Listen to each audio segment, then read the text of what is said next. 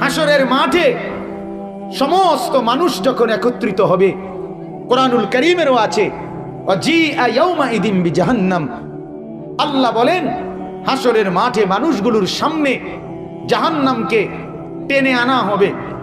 আল্লাহ রাসূল বলেন ৭০,০০০ ফেরেশতা ৭০,০০০ আগুনের শেকল দিয়ে হাসরের মাঠে জাহান্নামকে টেনে নিয়ে আসবে। আর জাহান্নামের হাসরের মাঠে আইসা একটা বিকট আওয়াজ করবে। হাসরের মাঠে যখন জাহান্নামের ওই বিকট আওয়াজটা উঠবে, পুরা মাঠ একসাথে এই আওয়াজের ভয়ঙ্কর প্রতাপে কম্পনে পুরা মাঠের সবাই তখন একটি শব্দ মুখ দিয়া বলতে থাকবে, ইয়া রব্বি নফসি নফসি, ইয়া রব্বি নফসি নফসি, ইয়া রব্বি নফসি নফসি। আল্লাহ আমাকে বাঁচান, আমাকে বাঁচান, আল্লাহ আমাকে বাঁচান, আমাকে বাঁচান, আমাকে বাঁচান, ইয়া রব্বি নফসি নফসি, আল্লাহ আমাকে বাঁচান, আমাকে বাঁচান। ইয়াকুব নবী দেখবে ওনার ছেলে ইউসুফকে দেখা যায়, তবুও তিনি বলবে আল্লাহ আমাকে বাঁচান। ইব্রাহিম নবী দেখবে তার ছেলে ইসমাইলকে দেখা যায়, তবুও তিনি বলবেন আল্লাহ আমাকে বাঁচান, আমাকে বাঁচান। আল্লাহ তাআলা তখন আখিরি নবী সাল্লাল্লাহু আলাইহি সাল্লামকে, আল্লাহ তাআলা তার প্রিয় বন্ধুকে আল্লাহ তাআলা কুদরতি পাত্রের মধ্যে কিছু পানি দেবেন। আল্লাহ বলবেন বন্ধু এই পানিগুলো আপনি এই জাহান্নামের আগুনের দিকে মারেন, ছুঁড়ে মারেন। যখনই আল্লাহ রাসূল সেই পানিগুলো ফেলবে, মারবে, সাথে সাথে জাহান্নামের সেই গর্জন ঠান্ডা হইয়া জাহান্নাম তখন আস্তে ব্যাক দিয়া পিছনের দিকে আপন জায়গায় ফিরে চলে যাবে। আল্লাহর নবী বলবেন রব্বুল আলামিন আজকে এই জাহান্নামের ভয়ঙ্কর দৃশ্য দেখে সমস্ত নবীরা পর্যন্ত, আউলিয়ারা পর্যন্ত, কোটি কোটি মানুষ যখন কাঁদতে শুরু করলো, ভীত হয়ে কম্পিত হলো, আল্লাহ আপনি এই সামান্যটুকু পানি কি পানি দিলেন, যেই পানিটা জাহান্নামের গর্জন বন্ধ করে দিল আর জাহান্নামটাকে পেছনে নিয়ে গেল। আল্লাহ পাক বলবেন বন্ধু আমার, ও নবী আমার, যুগে যুগে আমার যত ইমানদার বান্দা আমি আল্লাহর ভয়ে কাঁদছিল, তাদের চোখের যেই পানিগুলো আমার ভয়ে ঝরছিল, আমি রব্বুল আলামিন সেই পানিগুলোকে জমা করে রাখছিলাম। আজ সেই চোখের পানি দিয়ে আমি বন্ধু আপনার হাতে জাহান্নামকে পিছনের দিকে ফিরাইয়া দিলাম। সুবহানাল্লাহ। এগুলা আমার বান্দাদের আমার ভয়ে কাঁদা চোখের পানি। সুবহানাল্লাহ। এজন্য দোস্ত চোখের পানি বড় দরকার, চোখের পানি বড় দরকার। লাআল্লাহুম ইয়াতাদাররাউন। আজকে করোনার ঔষধ চোখের পানি, করোনার ভ্যাকসিন আল্লাহর কসম চোখের পানি। করোনার ভ্যাকসিনের আশায় বসে থাকেন না, চোখের পানি ফেলেন। ওই ভ্যাকসিন নামের যাই বানায়, ওই ইউরোপের সবার কাছে পৌঁছতে পৌঁছতে আমরা আরো কয়েক লাখ মরে যাব। কথা বোঝেন নাই? ওই সম্পদশালীরা আমাদের পর্যন্ত পৌঁছতে দিবে বহুত দেরিতে। ওদের ওই ভ্যাকসিনের উপরে ভরসা করার কোনো দরকার নাই, চোখের পানির উপরে ভরসা করেন। আল্লাহ বলছে আমি বিপদ আর মুসিবত দিয়ে আমি চাই আমার বান্দা যেন আমার কাছে কাকুতি মিনতি করে। কাকুতি মিনতি করলে, চোখের পানি ছেড়ে দিলে আমি আল্লাহ তখন মাফ করে দেই। ওমা কানাল্লাহু মুআযযিবাহুম ওয়া হুম ইস্তাগফিরুন। আল্লাহ কোরআনে বলেন আমি আমার বান্দাকে আযাব দেই না, আমার বান্দা যখন আমার কাছে নিজের গুনাহের জন্য মাফ চাইতে শুরু করে। আর গুনাহের মাফ চাইলেই চোখের পানি আসে, ঠিক কিনা বলেন নাকি? নিজেকে অপরাধী মনে হইলে, নিজেকে জাহান্নাম যাইতে হবে এই ভয় আসলে তখন কাঁদতে হয়। জাহান্নাম থেকে মুক্তি হাসতে হাসতে চাওয়া যায়, কথা বলেন না কেন? কবরের আযাব থেকে মুক্তি হাসতে হাসতে চাওয়া যায়। এই জন্য সবচেয়ে বেশি দরকার চোখের পানি। এই জন্য আমার বাপ, আমি এটাও বলে নিলাম আপনাদের কাছে, আপনারা আমরা সকলের কাছে অনুরোধ, ওয়ালা নুযীকান্নাহুম মিনাল আযাবিল আদনা দুনাল আযাবিল আকবার লাআল্লাহুম ইয়ারজিউন। আল্লাহ বলে বান্দা আমি ছোট ছোট আযাব দেই দুনিয়াতে, এই আযাবের উদ্দেশ্য একটাই, আমার বান্দারা যেন আমার কাছে ফিরে চলে আসে, আমার বান্দা যেন তওবা করে আমার কাছে ফিরে আসে। লাআল্লাহুম ইয়ারজিউন। মাস্কের উপরে ভরসা করলে লাভ হবে না, 3 ফুটের উপরে ভরসা করে লাভ হবে না। এই পর্যন্ত যারা মরছে, মাস্ক ফিন্দিনও মরছে, মাস্ক না ফিন্দিনও মরছে। এই পর্যন্ত যারা মরছে 3 ফুট না 18 ফুট দূরত্ব মান্যও মরছে, এত বেশি ফুট দূরে থেকেও মরছে। কথা বলেন না কেন? 4 মাসে কোনোদিন মসজিদে ঢোকে নাই, একবার জুমার নামাজও পড়ে নাই, ঈদের নামাজও পড়ে নাই, এমন শক্ত হারামিও মরে গেছে আমার জানা মতে। আমি জানি, আমি চিনি, আমার জানা মতে। কাজেই কোনো কিছুর উপরে ভরসা না, ভরসা শুধুই কার উপরে? ওয়া তাওয়াক্কাল আলাল্লাহ। ভরসা করো মুমিন শুধু আল্লাহর উপরে। পৃথিবীর অন্যরা অন্যদের উপরে ভরসা করুক, আমরা যারা এখানে বসছি আমরা ঈমানওয়ালা, আমরা কালেমাওয়ালা, আমরা লা ইলাহা ইল্লাল্লাহ বলনেওয়ালা। ঠিক কিনা বলেন? বলেন তো কালেমা বলেন, লা ইলাহা ইল্লাল্লাহ বলেন। তাহলে আমরা কালেমাওয়ালা কিনা বলেন? তাহলে কালেমাওয়ালার ভরসা একমাত্র আল্লাহ। মুমিনের ভরসা কে বলেন? ইন্নামাল মুমিনুনা আল্লাযীনা ইযা যুকিরাল্লাহু ওয়াজিলাত কুলুবুহুম ওয়া ইযা তুলিয়াত আলাইহিম আয়াতুহু যাদাতহুম ঈমানা ওয়া আলা রাব্বিহিম ইয়াতাওয়াক্কালুন। আল্লাহ বলে তারাই মুমিন যাদের সামনে আমি আল্লাহর স্মরণ যখন করা হয় তাদের অন্তরাত্মা আমার ভয়ে কাঁপতে শুরু করে। আল্লাহ বলে তারাই মুমিন যাদের সামনে আমার কোরআন যখন তেলাওয়াত করা হয় তাদের ঈমান আগের চাইতে বেড়ে যায়। আর 3 নম্বরে আল্লাহ বলেন তারাই মুমিন যারা সর্বাবস্থায় আমি রবের উপরেই ভরসা করে। কার উপরে? অতএব ভরসা করেন কার উপরে? আল্লাহ বলেন ওয়া তাওয়াক্কাল আলাল হাই ওয়া তাওয়াক্কাল আলাল হাই আল্লাযী লা ইয়ামুতু। আল্লাহ বলেন তোমরা ভরসা করো হাই যিনি, তার উপরে। হাই কাকে বলে? আল্লাহ বলেন আমি বলছি কাকে বলে। আল্লাযী লা ইয়ামুতু, যিনি কখনোই মরবে না, তাকে বলে হাই। তাকে বলে কি? আল্লাহু লা ইলাহা ইল্লা হুয়াল হাইয়ুল কাইয়্যুম। আল্লাহ বলেন আমি হলাম হাই। হাই তাকে বলে আল্লাযী লা ইয়ামুতু, যিনি কখনোই মরবে না। আল্লাহ মরবে কখন? বলে না। আল্লাহ মরবে কখন? না, কখনোই না। কুল্লু মান আলাইহা ফান ওয়া ইয়াবকা ওয়াজহু রাব্বিক। আল্লাহ বলেন ইসরাফিল ফু দিলে কায়নাতের সব কিছু শেষ হবে। ইসরাফিল ফু দিলে একটা সময় ইসরাফিল নিজেও শেষ হবে। যেই মালাকুল মউত আজরাইল সবার রূহ কবজ করছিল, সেই মালাকুল মউত আজরাইলও শেষ হবে, কিন্তু আমি মালিক তখনও থাকবো। তখনও থাকবে কে? আল্লাহ। আল্লাহ ইয়াবকা ওয়াজহু রাব্বিক, রব তখনও থাকবেন, তখনও থাকবেন। এই জন্য বাপ আল্লাহ বলেন ভরসা করো যিনি হাই তার উপরে। নেতার উপরে ভরসা কইরো না, নেতা হতে পারে তোমার আগে মরে গেছে। ঠিক কিনা বলেন? তুমি দুনিয়ার কারো উপরে ভরসা কইরো না, হতে পারে তোমার আগে সে মরে গেছে। বিবির উপরে ভরসা করো না, বিবি হইতে পারে তোমার আগে মরে যাবে। সন্তান উপযুক্ত কামাই রোজগারি করে না, ভরসা কইরো না। ওই কবরস্থানে জোয়ান মানুষের কবরও আছে। ঠিক কিনা বলেন?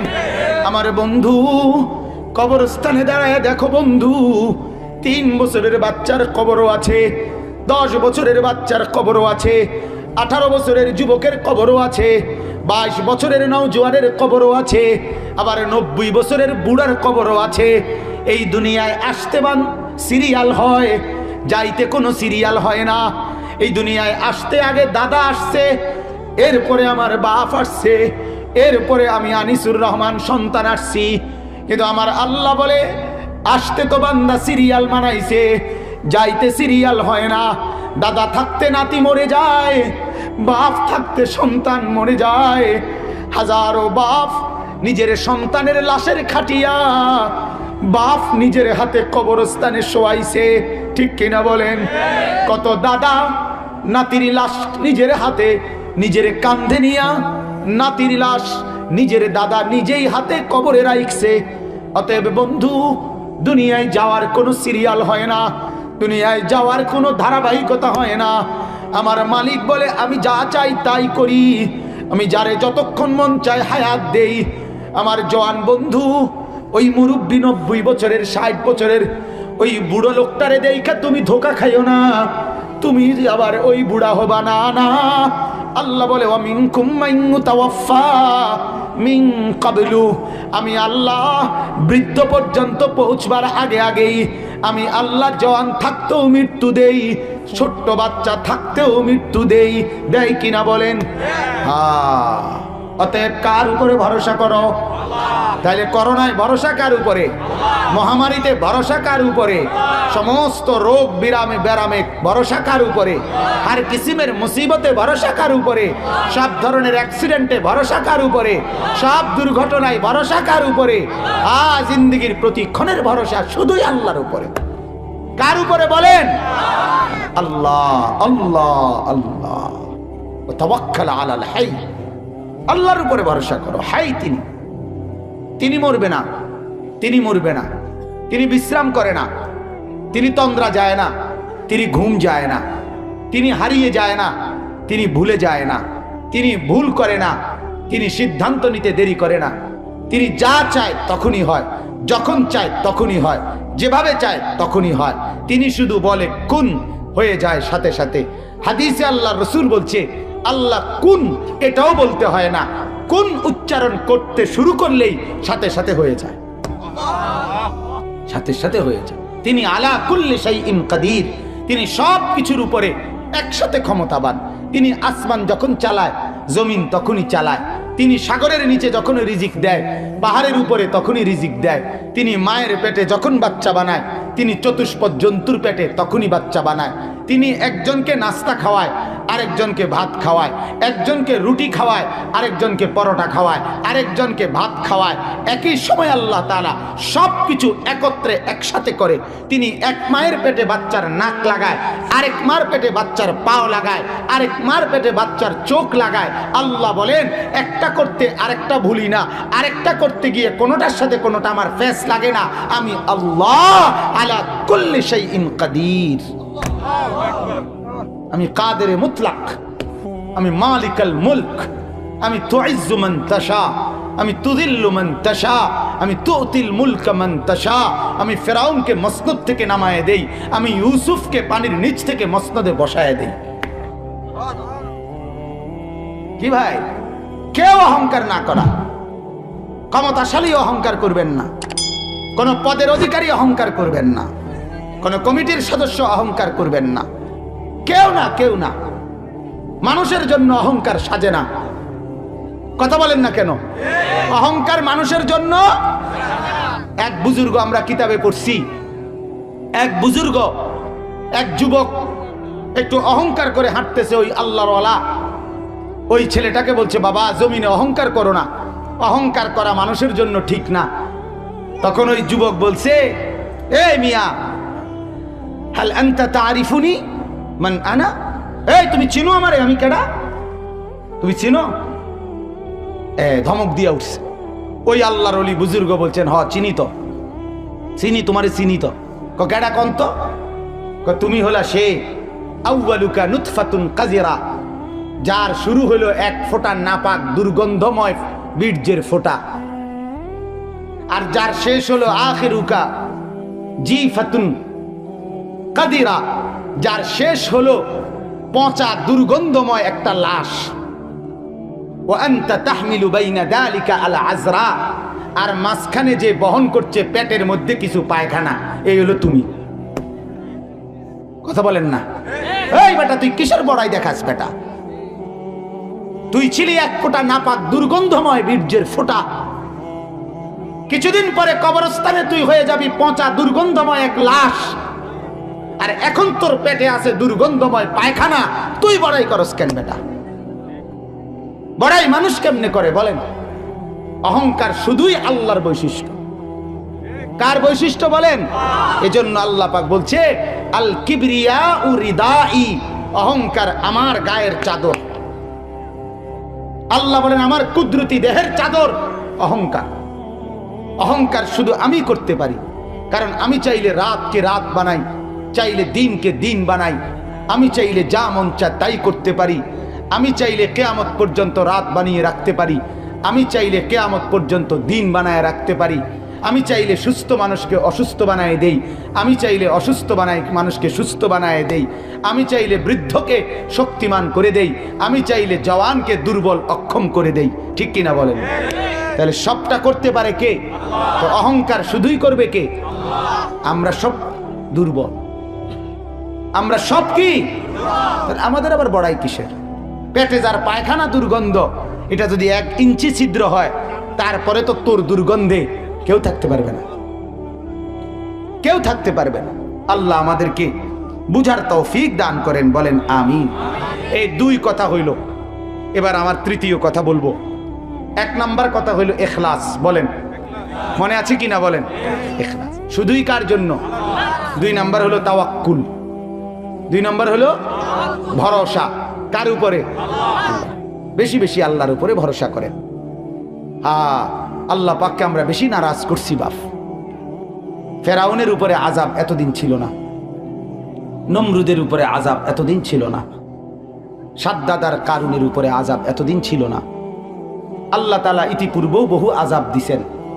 নূহ আলাইহিস সালামের জাতিকে আযাব দিয়া ধ্বংস করে দিছে, লূত আলাইহিস সালামের জাতিকে আযাব দিয়া আল্লাহ ধ্বংস করে দিছে, হুদ আলাইহিস সালামের জাতিকে আল্লাহ আযাব দিয়ে ধ্বংস করে দিছে, সালেহ আলাইহিস সালামের জাতিকে আল্লাহ আযাব দিয়ে ধ্বংস করে দিছে, শুআইব আলাইহিস সালামের জাতিকে আল্লাহ আযাব দিয়ে ধ্বংস করে দিছে, আব্রাহা বাদশাকে আল্লাহ আযাব দিয়ে ধ্বংস করে দিছে, কারুনকে আল্লাহ আযাব দিয়ে ধ্বংস করে দিছে, নমরুদকে আল্লাহ আযাব দিয়ে ধ্বংস করে দিছে, ফেরাউনকে আল্লাহ আযাব দিয়ে ধ্বংস করে দিছে। কিন্তু দোস্ত, কোন আযাব এতটা লম্বা ছিল না। আজ আমরা আমাদের মালিক, আমাদের উপরে এই পরিমাণ নারাজ, আমরা মালিকের সাথে এই পরিমাণ নাফরমানি করেছি যে আমাদের মালিক 1 বছর হয়ে গেল আমাদের আযাব তুলে নিচ্ছে না। করোনা গেছে গা? মহামারী চলে গেছে? তাহলে আযাব। করোনা মূলত কি? আযাব। বলেন বলেন সবাই বলেন, করোনা মূলত কি? আমার শায়েখ আরিফ বিল্লাহ আল্লামা মুফতি মুশতাকুন নবী সাহেব হযরত সবসময় বলে, ও মুসলমান ভাইয়েরা শুনেন, হযরত বলেন চায়নার বিজ্ঞানীরা বলছে এটার নাম করোনা, এর লাগে আমরা কই এটারে করোনা। ওরা যদি এটার নাম কইতো দরোনা, আমরা কইতাম এটারে কয় দরোনা। ওরা যদি বলতো এটার নাম মরোনা, আমরা কইতাম মরোনা। ওরা যদি কইতো সেরোনা, আমরা কইতাম সেরোনা। ঠিক কিনা কর না কেন? আরে বলেন ঠিক কিনা বলেন। অতএব করোনা না মরোনা না দরোনা না সেরোনা, মূলত এইটা না, আমাদের বুঝ হলো এইটা, এটা আযাব। এটা কি বলেন না? এটা আযাব, এটা আযাব, এটা আযাব। অতএব এটার মূল নাম হইল আযাব। আর আযাব আসে কি কারণে? গুনাহের কারণে। কথা বলেন কি কারণে? হ্যাঁ, নওজোয়ান সাথীরা, আমার যুবক ভাইরা, যারা গুনাহের উৎসব জমাইছিলা, অশ্লীল নারীর ছবি রাত ভর দেখছিলা, বিশ্বাস করো দোস্ত, আজ পৃথিবীবাসী তোমার কারণে কষ্ট পাচ্ছে। বেপর্দা মাকে বলি, বেপর্দা বোনকে বলি, গোটা পৃথিবী এখন তোমার কারণে কষ্ট পাচ্ছে। কারণ আল্লাহর নাফরমানির কারণে আযাব আসে। আমাদের মাদ্রাসাগুলোর কারণে আযাব আসে নাই, আমাদের নুরানির বাচ্চাগুলোর কারণে আযাব আসে নাই, আমাদের হেফজখানার বাচ্চাগুলোর কারণে আযাব আসে নাই। আমরা তো কোরআন পড়ছিলাম, আমরা তো নামাজ পড়তেই ছিলাম, আমরা তো আজান দিতেই ছিলাম, আমরা তো মাদ্রাসায় বাচ্চাদেরকে আল্লাহর কোরআন পড়াচ্ছিলামই। এই পাপী আর নাফরমানরা নাফরমানির কারণে আজ গোটা পৃথিবী কষ্ট পাচ্ছে। আজ নাফরমানির কারণে আযাব আসছে, এতে কোনো সন্দেহ নেই। আমার বাপ, আযাবের কারণে একটাই গুনাহ আর নাফরমান। এজন্য মার্চ মাসের 17 তারিখ যখন সরকারি ঘোষণা দেওয়া হয়েছে ব্যাপকভাবে মাদ্রাসা বন্ধ করে দিতে, আমার শায়েখ আল্লামা মুফতি মুশতাকুন নবী সাহেব হযরত আমারে বলছে, মাওলানা মাদ্রাসা বন্ধ এটা বলবেন না, ছাত্র সব বাড়িতে পাঠিয়ে দেন, মাদ্রাসায় প্রয়োজনে আপনি একা থাকেন, কিন্তু মাদ্রাসা বন্ধ করে দিয়েন না। আর বলছে মাওলানা, আমারে বলছে মাওলানা আপনি একা হলেও কাঁদেন, সোমবারে আর বৃহস্পতিবারে রোজা রাখেন, আর মাদ্রাসার মধ্যে কোরআনুল কারীমের তেলাওয়াত করেন, 5 ওয়াক্ত নামাজের সিজদা করেন, আল্লাহ পাকের কাছে রাতে জেগে কাঁদেন আর বলেন আল্লাহ জাতিকে মাফ করে দেন, মানুষদেরকে মাফ করে দেন, আল্লাহ আপনার বান্দা আপনি মাফ করে দেন। আমারে বারবার বলছে মাওলানা, পরিষ্কার আমারে বলছে প্রয়োজনে আপনার লাশ বের হবে, কিন্তু মাদ্রাসা যেন বন্ধ না হয়। মাদ্রাসা যদি বন্ধ হয়ে যায়, কোরআন তেলাওয়াত যদি বন্ধ হয়ে যায়, নামাজের সিজদা যদি বন্ধ হয়ে যায়, জিকির যদি বন্ধ হয়ে যায়, আল্লাহর কসম বাপ আল্লাহর কসম, আসমান ও জমিনও থাকবে না, চাঁদ আর সূর্য উঠবে না, রোদ আর বৃষ্টিও হবে না, আলো আর অন্ধকারও হবে না। আল্লাহর রাসূল বলছে লা তাকুমুস সাআ হাত্তা ইউকালা ফিল আরদি আল্লাহ আল্লাহ। নবী বলছে ততক্ষণ কিয়ামত হবে না যতক্ষণ জমিনে আল্লাহ আল্লাহ আল্লাহ পাকের জিকির থাকবে। আমার দন বন্ধু, মালিকের সেজদার কারণে জমিন এখনো আছে, জিকিরের কারণে এখনো পৃথিবী আছে, কোরআনুল কারীমের তেলাওয়াতের কারণে এখনো আছে। আমার মাদ্রাসার ৭১ জন বাচ্চা হেফজ খানায় পড়ে, রাত 3:30 4টা বাজে। আপনাদের পাশে আপনারা গিয়া দেখেন কোনোদিন 4টা বাজে, রাতের 4টা বাজে আমার ছোট ছোট সন্তানরা, 8 বছরের আমার সন্তানরা, আমার মাসুম বাচ্চারা রাত গভীরে উঠে আল্লাহর কোরআন পড়ে, মালিকের কোরআন পড়ে, মালিকের কদমে সেজদা করে, আর অহরহ বলে আল্লাহ মাফ করে দেন, মাফ করে দেন।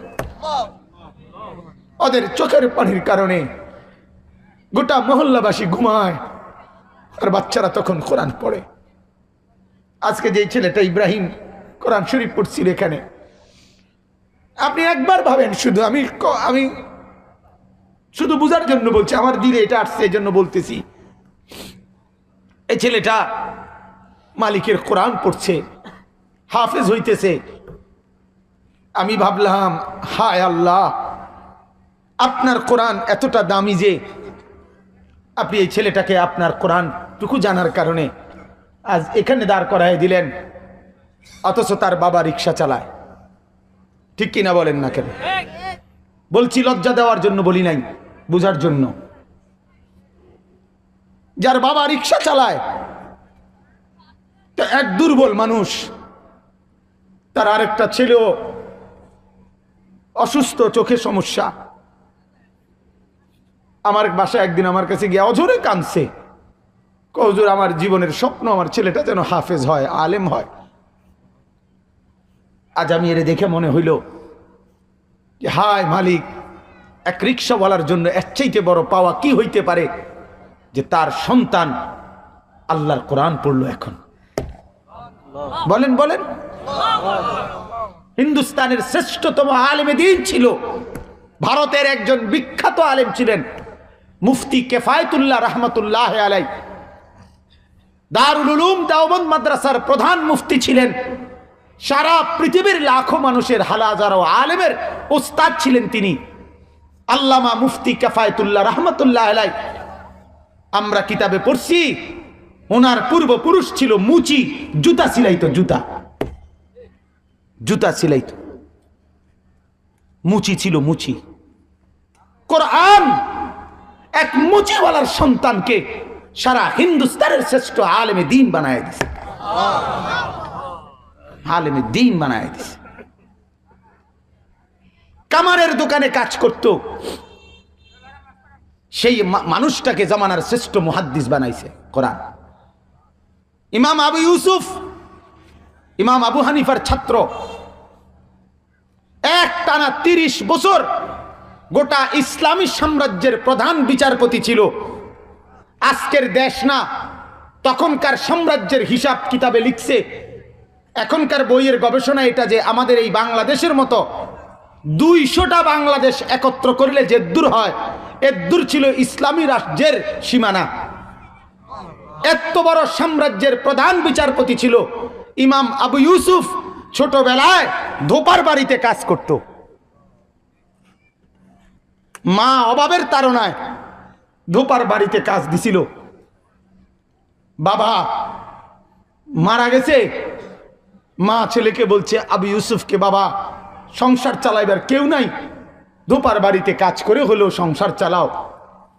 ইমাম আবু ইউসুফ ধোপার বাড়িতে যাওয়ার আগে ইমাম আবু হানিফার মজলিসে একটু বসতেন, আবার ওই কাজের টাইম হইলে চলে যেতেন। আবার পরের দিন আসলে উনি যখন কোনো সবক জিজ্ঞাইতেন, উনি সবার আগে বলে দিতেন।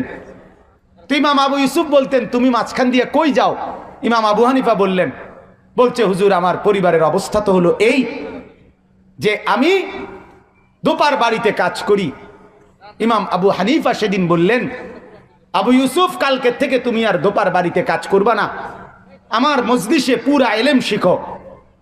একদিন তোমাকে এই মানুষের শ্রেষ্ঠতম খাবার তৎকালীন সময়ের পেস্তার হালুয়া বলা হয়তো, কিতাবে লিখছে, এইটা তুমি প্রতিবেলা খাবা। আমি বললাম, অর্থাৎ তিনি যখন প্রধান বিচারপতি ছিলেন তখন বাদশা পর্যন্ত তার সবচেয়ে দামি খাবারটা ওনাকে হাদিয়া হিসেবে পেশ করতেন।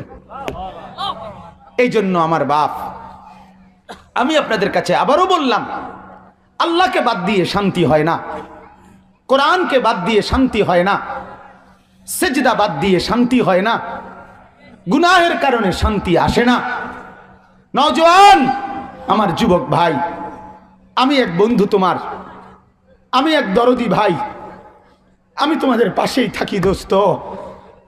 আমি এক ব্যথা ভরা দিল নিয়ে বললাম, নওজোয়ান গুনাহ ছেড়ে দাও, মোবাইলে অশ্লীল ছবি দেখা ছেড়ে দাও জোয়ান, কোন ভিন মহিলাকে কষ্ট দেওয়া ছেড়ে দাও, কোন অন্য নারীর সাথে সম্পর্ক গড়া ছেড়ে দাও, কোন বোনকে কষ্ট দিও না, কোন বোনের সাথে অবৈধ সম্পর্ক করো না। আল্লাহর কসম এই গুনাহ তোমার ইজ্জত দেবে না। গুনাহ ফেরাউনকে দামি বানায় নাই, গুনাহ নমরুদকে দামি বানায় নাই, গুনাহ সাদ্দাতকে দামি বানায় নাই, গুনাহ কারুনকে দামি বানায় নাই। আল্লাহর নাফরমানি সবাইকে লানত দিছে, অভিশপ্ত বানাইছে। পৃথিবীতে কোন নাফরমান শ্রদ্ধার সাথে ইজ্জতের সাথে স্মরণ হয় নাই। ঠিক কিনা বলেন না কেন? তুমি হারায় যাবা, তোমার নাম থাকবে না, তোমার নাম থাকবে না। এই জন্য মেহেরবানি করে দয়া করে এটুকু কথা আমার মেনে নাও, এটুকু কথা দোস্ত গ্রহণ করো। ছেড়ে দাও অন্যায়, ছেড়ে দাও অশ্লীলতা। জমিনবাসী কষ্ট পাচ্ছে, জমিনবাসী কষ্ট পাইতেছে গুনার কারণে। গুনাহ ছেড়ে দিলে, চোখের পানি ছেড়ে মাফ চাইলে আল্লাহ আযাব তুলে নিবে। আবার আল্লাহ বলছে, আযাব যদি আমি কমায়েও দেই, আমার কাছে কিন্তু আরো আযাব আছে। আছে কিনা বলেন? করোনার পরে আর আযাব থাকতে পারেনি। কথা বলেন না কেন? ফেরাউনকে আল্লাহ যেই আযাব দিয়ে মারছে, যে স্টাইলে, নমরুদরে আল্লাহ কোনো হেই স্টাইলে মারে নাই, জানেননি? নমরুদকে যে, ভাই কথা বলেন না, এই একটা লোক কথা বলবেন না, কাউরে জায়গা করে দিতে কথা বলবেন না, যার যেমনি সুবিধা হয়ে বসুক, পরে ঠিক হবে, এখনো বহুত জায়গা আছে। তো বলতেছিলাম, আল্লাহ পাক কাউকে এক আইটেমে কি দেয় নাই, আযাব দেয় নাই। ফেরাউন রে ফানিত সুবাইয়া মারছে, নমরুদ রে কি ফানিত সুবাইয়া মারছে? নমরুদ রে মশা দিয়া মারছে, তো আব্রাহারে মশা দিয়ে নি মারছে, পাখির থেকে ফেলানো পাথর দিয়া মারছে। কৌমে লুতকে জমিন উল্টাইয়া মারছে, কৌমে আদকে ঘূর্ণি ঝড়ের মাধ্যমে মারছে। এক এককে এক এক রকম আযাব দিয়া দিয়া আল্লাহ মারছে। এই জন্য গোটা ইউরোপ বারবার খেয়াল করছিল, ঘূর্ণিঝড়ের কারণে ক্ষতিগ্রস্ত হয় বেশি, ভূমিকম্পের কারণে ক্ষতিগ্রস্ত হয়, জলোচ্ছ্বাসের কারণে ক্ষতিগ্রস্ত হয়, আবহাওয়া দূষিত হইলে ক্ষতিগ্রস্ত হয়। এই জন্য ঘূর্ণিঝড় মোকাবেলার জন্য বহুত প্রযুক্তি ব্যবহার করছে, জলোচ্ছ্বাস মোকাবেলা করার জন্য অনেক প্রযুক্তি বানাইছে, ভূমিকম্প সহনীয় রড স্টিল বানাইছে, সব গুছাইয়া মাত্র জিরানি লইছিল, যে যাক আপাতত আর কোনো ক্ষয়ক্ষতি হইতো না, এবার দূরে আরাম করি। আল্লাহ কয় নাকে ছিদ্র দিয়ে এবার একটা আযাব দিলাম, এইটা ঠেকানোর জন্য এখন কি করবা তুমি একটু ফিকির করো। আল্লাহ বলেন আচ্ছা ঘূর্ণিঝড় দিলাম না, মনে করো জলোচ্ছ্বাস আর দিলাম না, শুধু সর্দির টেম্পার একটু বাড়ায় দিলাম, ঠিক কিনা বলেন না কেন? কাশির টেম্পার কদ্দুর বাড়ায় দিলাম, গলা ব্যথার টেম্পার একটু বাড়ায় দিলাম। টেম্পারেচার একটু বাড়ায় দেওয়াতে এখন হয়ে গেছে এটা করোনা, এখন হয়ে গেছে এটা মহামারী। নাহলে সর্দি কাশি কি পৃথিবীতে 2020 সালে নিয়ে শুরু হয়েছে? সর্দি কাশি কেউ অসুখ হিসাবে ধরতো? গণাতো তো ধরতো না। আমার পুরা মনে আছে, আমি লক্ষ্মীপুর টুমচর মাদ্রাসায় পড়তাম। আমার উস্তাদ হজরত মাওলানা এরশাদুল্লাহ রহমতুল্লাহ আলাই মারা গেছেন। হুজুরে বোর্ডিং চালাইতো, বোর্ডিং। তো আমরা বোর্ডিংয়ে থাকতাম। যদি কোনো ছাত্র হুজুরের কাছে বাড়ির যাওয়ার জন্য এ কথাই কইতো, হুজুর জ্বর বা সর্দি বা পেটটা ব্যথা করে, মাথাটা ব্যথা করে, কুদুর বাইর গেলাম হইলে হুজুর রে এটি বললেই হুজুরে কইতো, হন শৈলবালা থাকলে জ্বরে কিচ্ছু হয় না। শরীরবালা থাকলে কি জ্বর সর্দি তান কিচ্ছু হয় না, দুইটা নাফা খাইয়ালা ইতান যাইব গা, দুধ পড়ার সুঁড়ে ইতান যাইব গা। শৈলবালা থাকলে জ্বরে কিচ্ছু হয় না, মানে জ্বর যে কোনো সমস্যা এটারে উনি মনে করতো না, এটা কোনো বিষয়ই না, এটা কোনো বিষয়ই না। আর আজ জ্বর হয়ে গেল আতঙ্ক, ঠিক কিনা বলেন না কেন? আজ জ্বর হয়ে গেল মহামারী, জ্বর হয়েছে শুনলেই লাফ মারে। এই জন্য আমার বাপ আল্লাহ তাআলা বললেন আযাব আসে কি কারণে বলেন? গুনাহের কারণে, গুনাহের কারণে। আর আযাব যায় কি কারণে? কিচ্ছু হয়েছে না, কিচ্ছু হয়েছে না। এদিকে তাকান, আযাব যায় কি কারণে? ইস্তিগফারের কারণে। তাহলে আযাব আসে কি কারণে বলেন? আযাব যায় কি কারণে? চোখের পানি ফেললে, গুনাহ মাফ চাইলে। আপনি যদি বলেন আল্লাহ গুনাহ মাফ করবনি, যে এই গুনাহ কইরা থুবাইয়া লাইছি এটি আসলে ক্লিয়ার করতাম পারুমনি হুজুর। আল্লাহ বলেন ইয়া আদম, হে বনি আদম, লাউ বালাগাত যুনুবুকা আনানাস সামা সুম্মা ইস্তাগফারতানি, আমার বান্দা যদি তোমার গুনাহ আসমান ছুঁয়ে যায়, আল্লাহু আকবার, অতঃপরও যদি আমার কাছে তওবা করো, চোখের পানি ছেড়ে দাও, আমি ওয়াদা দিলাম গাফারতু লাকা ওয়ালা উবালি, আমি কাউকে জিজ্ঞাসা না করে তোমারে মাফ করে দেব।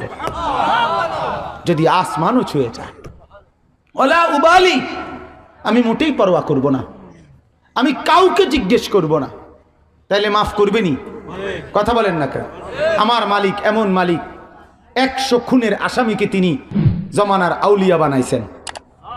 আমার মালিক এমন মালিক, বেশ্যা নারীকে যিনি জমানার আউলিয়া বানাইছেন, তাহলে আমাদেরকে আল্লাহ মাফ করতে পারেনি? এজন্য মাফ চান, এজন্য দয়া করে মাফ চান, দয়া করে ইস্তিগফার করেন, গুনাহ ছেড়ে দেন। যে যেখানে আছেন নাফরমানি